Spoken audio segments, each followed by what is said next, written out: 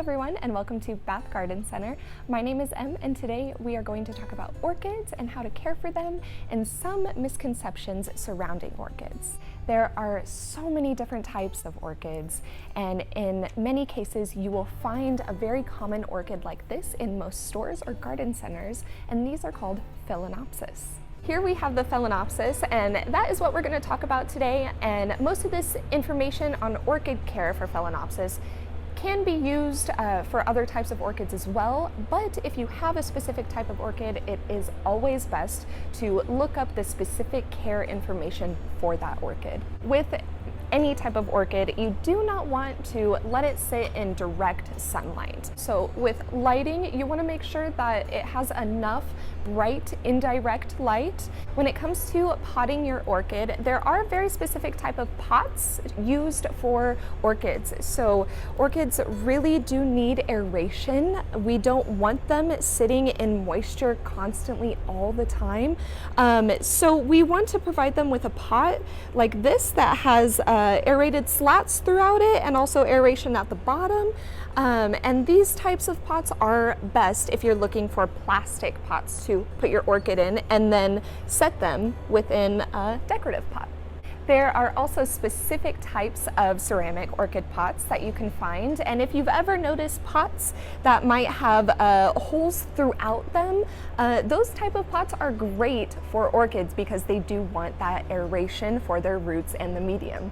And as far as putting your orchid inside a specific medium, there are orchid specific soils and mediums that you can use, and some of the most common ones are going to be orchid bark as well as sphagnum moss. We want to use these specific types of mediums because not only will they hold on to a little bit of moisture, but they're not going to be surrounding the roots of the orchid and holding in too much moisture around them. This type of medium is going to allow airflow throughout so that your roots can dry out a little bit.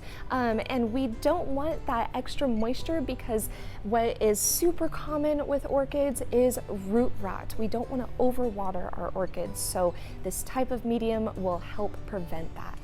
And orchids are epiphytes, and so this type of medium is mimicking the type of bark and wood that orchids would normally grow on.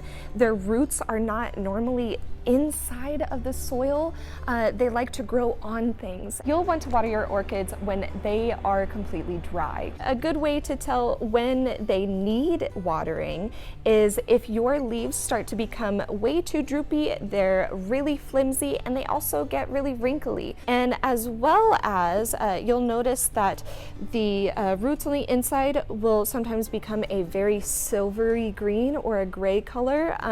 And again, if the medium is dry, give your orchid a good soak. And there are really big indicators if your orchids are overwatered, especially within the root system. Your roots will become very squishy. You can even squish them between your fingers and they will just really disintegrate and become flat.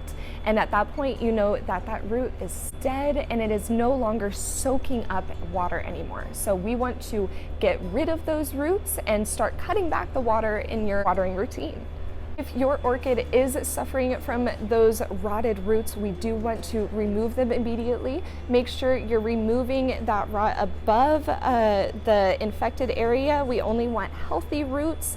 And now we are going to rinse our roots and completely give our orchid a new medium because root rot can live in the soil. There are a couple different ways that you can water your orchids, and a really easy way is just taking this plastic container right out, and you can set this plastic container in some water and let it soak for about 10 to 20 minutes, and then letting it drain and putting it right back into the decorative container.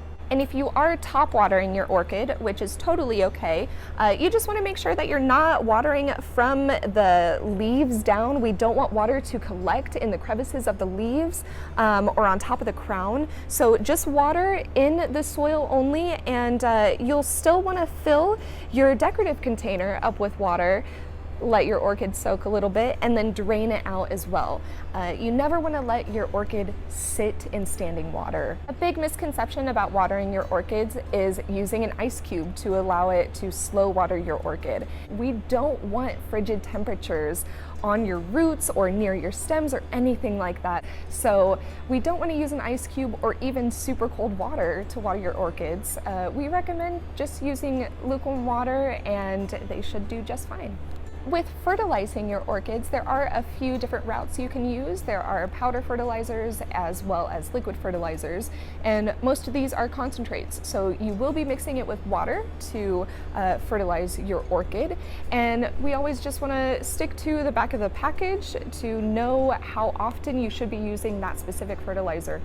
There are fertilizers that will focus on the brilliance of your blooms and also fertilizers that will focus on the growth and health of your plant. Using fertilizers are important for your orchids, especially if you want to encourage them to bloom. So using a blooming fertilizer before you see those blooms is awesome to really encourage those babies to bloom. Once those blooms are spent, that's a great time to mildly fertilize your orchid and focus on a fertilizer that's gonna focus on growth and the health of your leaves and keep it going after it's spent all of its energy on its blooms. If you're thinking about repotting your orchid, these guys actually don't need repotting that often, but when they do, we want to make sure that we're not repotting them while they're in bloom because that can shock your plant. And also, if you're noticing that your orchid is super root bound, if there's no aeration or any airflow between the medium and the roots, that can be a problem. Springtime for really any houseplant is a great time to repot, so definitely consider that for your orchids as well. Orchids can be a little intimidating, but we are here to help. So if you have any other questions, please feel free to ask us and we will give you the best tips for your orchids. Thank you for watching and we hope you have a good day.